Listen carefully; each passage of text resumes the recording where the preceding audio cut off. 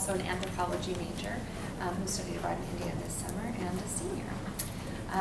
Her paper is entitled A Glimpse of Dhrangadhra.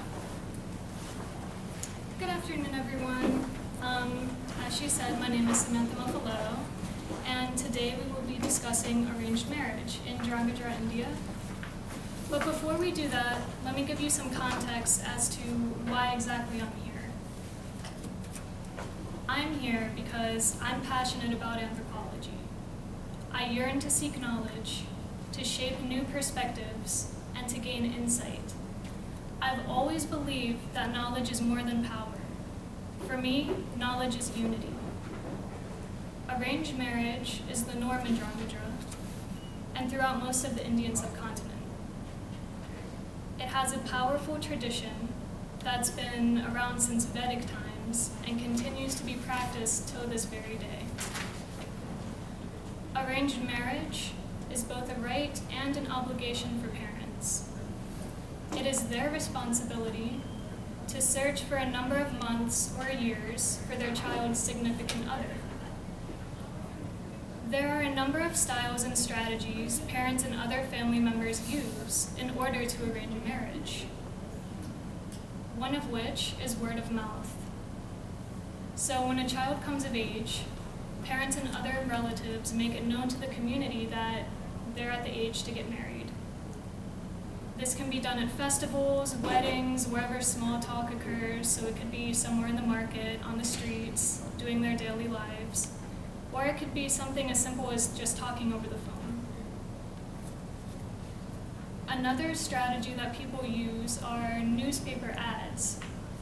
So there's always a dedicated section of the newspaper for people who are not yet married, and parents can pay to put an ad in the paper about their son or daughter. So in this ad, there's usually a picture of their kid, there's the name and other basic info about them, and there's contact information for the family in general.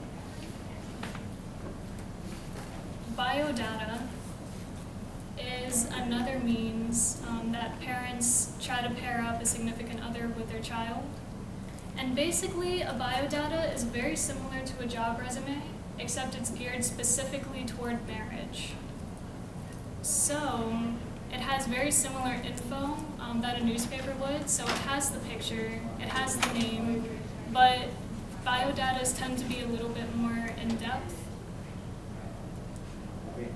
And usually, parents look for very specific things when they try to arrange their child's marriage. So surname is very important because it indicates one's caste. Education level, one's occupation, list of immediate family members and their occupations, a list of other family members from the paternal side as well as their occupations, a list of the other family members but from the maternal side and what they do as well.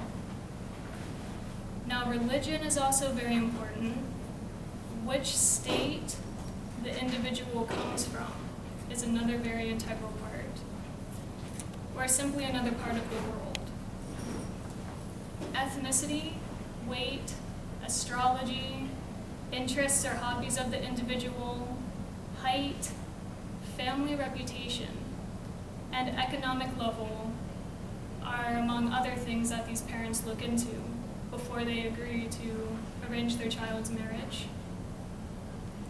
Now, each of these are important for numerous reasons. So firstly, caste is a very intricate system, but for the sake of how much time I have to speak about it today, I'm just going to give you the 4 basic categories of the caste system. So the first one would be Brahmins, Kshatriyas, Vaishyas, and Shudras. Now, Brahmins are the highest caste, and traditionally they were priests. Kshatriyas, they're the second highest caste, and traditionally they were the warriors dedicated to protect the country in times of war, but they also served a role in peacetime to govern the people. Now the Vaishyas, they're the third-ranked caste, and those were the ones that were traditionally the merchants and the farmers. And Shudras are the lowest-ranked one, and they were more of the labor workers. But there's also another set of people that are referred to as Dalits, and those people were actually excluded from the caste system. And a lot of Americans might know the name untouchables for those groups of people, but that's considered politically incorrect. It's Dalit. But another important thing to know about this caste system is that wealth varies within every single caste. So for instance, you could be a very poor Brahmin, even though you're at the top of the caste system. You could be a very poor one. This goes for every single one of the castes, rich and poor. So it's not a wealth issue when people speak about caste. So, in this way, endogamous marriages are a normality and often a key expectation when finding a future husband or wife for your child. Age is important because sons get married to people who are younger than them. So in general, men are usually older than the women. And in most cases, men kind of get married around mid-20s, maybe late 20s, but it all depends on the family's economic situation and other factors. But for a lot of people who are able to go to college, the family expects them to finish their schooling, get the job, then get married. Now, as for women, it's slightly different, depending on, again, the economic situation of the family and whether or not they expect her to get an education. Some parents don't expect the woman to get an education and become more of a homemaker, while other people may want their daughter to get a college education as well. So it's a similar principle for them, but they tend to be married earlier. So they can be married from around 18 years of age to early 20s, depending on your family's style. So the education level is significant because some families are fine with, say, marrying someone off who has little education. But then other families have a different expectation and they want someone who maybe has a master's degree or has a PhD. And the occupation is also very important. And again, the expectations vary. But someone may be looking for a doctor for their son or daughter. Someone may be fine with the person being a laborer if they have other types of virtues. Immediate family members and listing their occupations. The reason why people would usually do that is so that they can gain more insight into the family. So is this a family of doctors? Is this a family of salesmen? What is this family? What do they do? What is my child going to marry into? And it's the same thing with both maternal and paternal sides if people choose to list that on their biodatas, just to give a larger insight.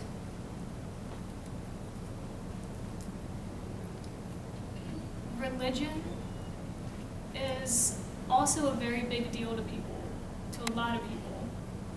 So usually a parent won't want their son or daughter to marry a Muslim if their whole entire family is a Hindu, or vice versa. That seemed to be a pattern that I saw a lot in India when I was there, and in here actually in America. So people will look for Hindus if they're Hindus, they'll look for Muslims if they're Muslims. If you're a Jain, you go for a Jain. That's just the normality of it. And there are some people who deviate from that, but that's more of the standard and ideal that families try to go for when they arrange these marriages. Now, knowing which state a prospective son-in-law or daughter-in-law comes from is also very important to people.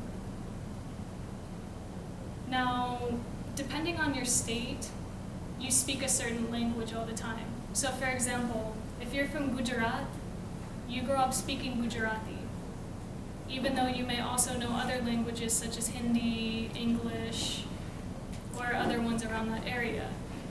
If you're someone who's from a state like Karnataka, you're going to speak Kannada. And if you are basing those two languages up against each other, Gujarati, so different from Kannada. It's like the north and the south, but you can't really understand each other if you were to just rely on that language alone.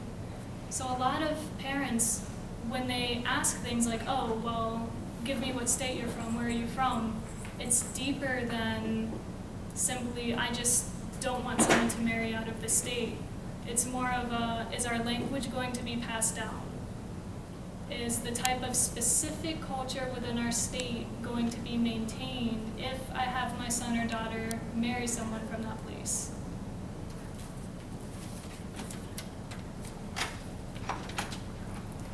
Ethnicity is also a very integral factor for many parents that I spoke to when I was over there. Now, when people are looking for the son-in-law, daughter-in-law, they tend to want someone of the same ethnicity as they are. And that also helps ease like familial tensions between the two families possibly. It helps them maintain tradition easier. It's kind of telling in that, okay, the language will be passed down, the religion's going to be intact, it's going to be fine. Just all of that good stuff. So,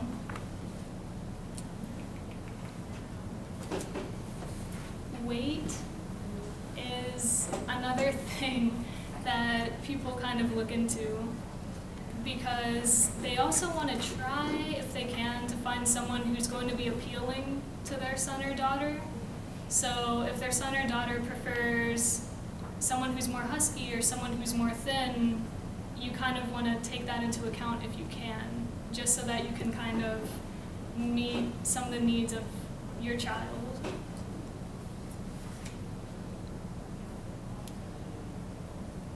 And another thing that is very important would be astrology. It's a very big deal.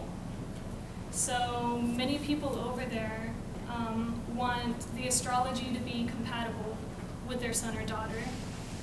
And I've even heard things in conversations where people will tell you, well, because of this one marking on someone's hand, or because of this certain star alignment, it's bad luck.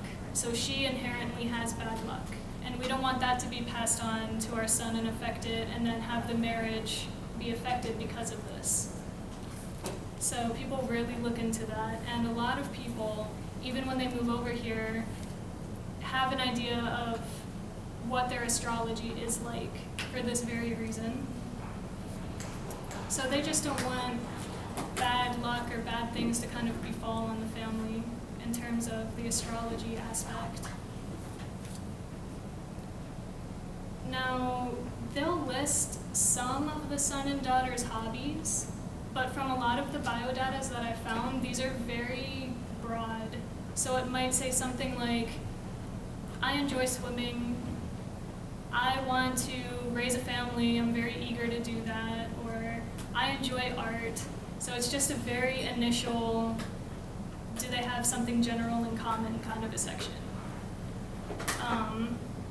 And they kind of look at that and all these other things I've discussed to kind of get a sense of each candidate's personality, because you will have candidates coming to you.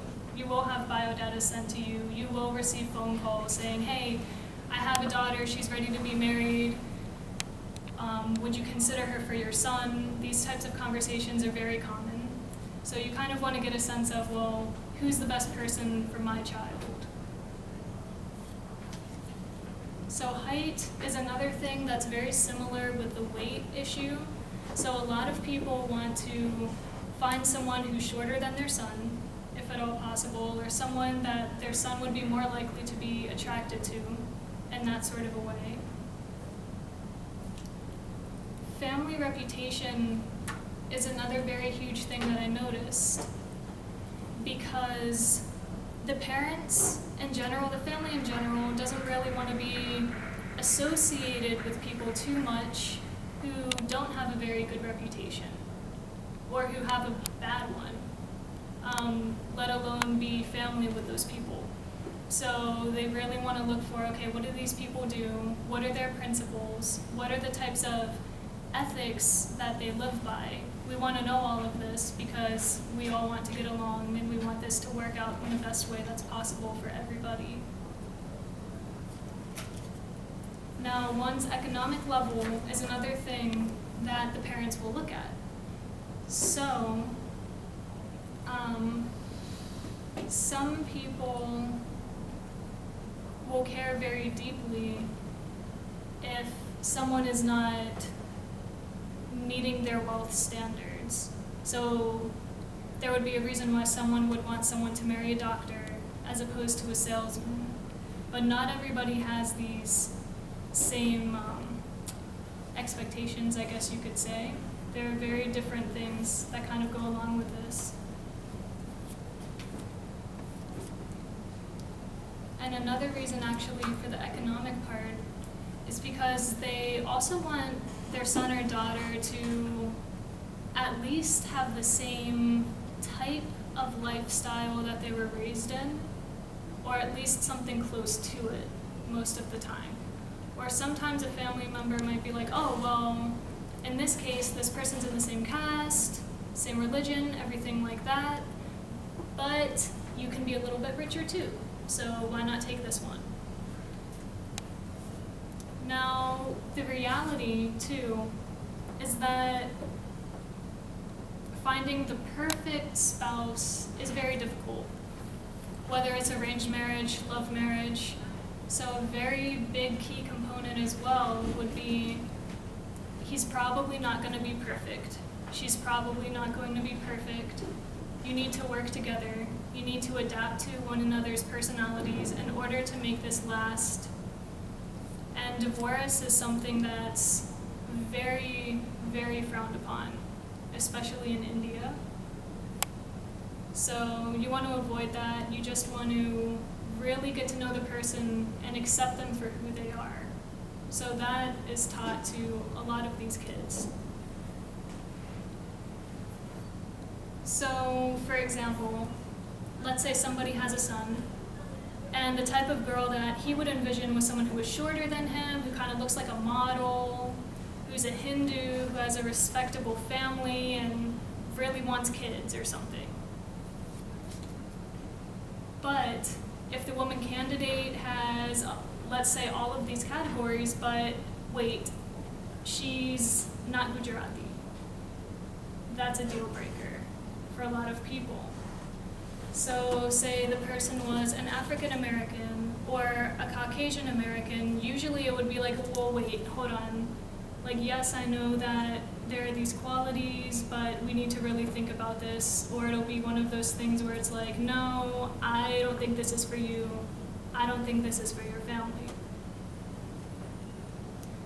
So instead of marrying that person to someone like that, they might instead find a woman who is of the same ethnicity, who is still shorter and maybe more plump or something like that, and is also a Hindu and with a respectable family instead of the other option. And race is another significant determinant of marriage.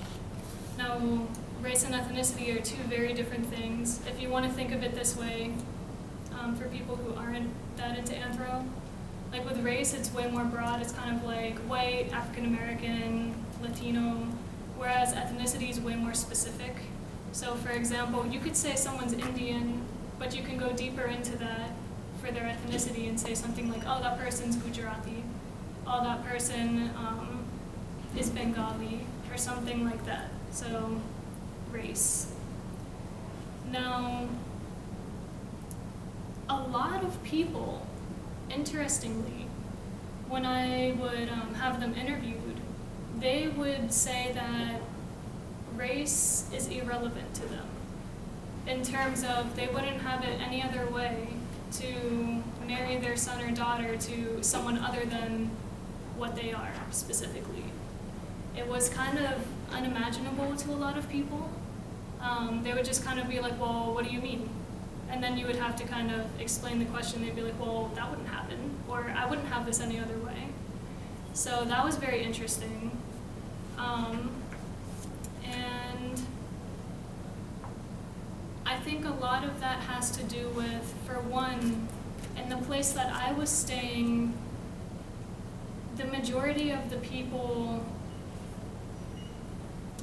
were Gujarati or Siddhis, or maybe there were some small populations of Arabs and things of that nature, but in terms of white people, African American people, stuff like that, it didn't seem like they got as many tourists too. So I think some of the irrelevance with the race is not because the people are racist necessarily, but maybe also because they just don't see those people around. So I want to point that out. And another thing would be, let's see, I also want to point out that arranged marriage, for me, is not just a topic that's interesting or that is some kind of exotic topic or a very other kind of topic. It happens in America too. It happens in a lot of places. People migrate, you know? So it does happen in places like Canada. It happens in the United States. It happens in places like United Arab Emirates. You know, it happens where a lot of Indian people move. So it is a very relevant and a very American topic as well, not just an Indian topic, not just another topic. There are Americans here that do know about this, practice it. In fact, a lot of my friends have gotten married through arranged marriages who have been brought up here for most of their lives. So it's a very real and a very underlooked topic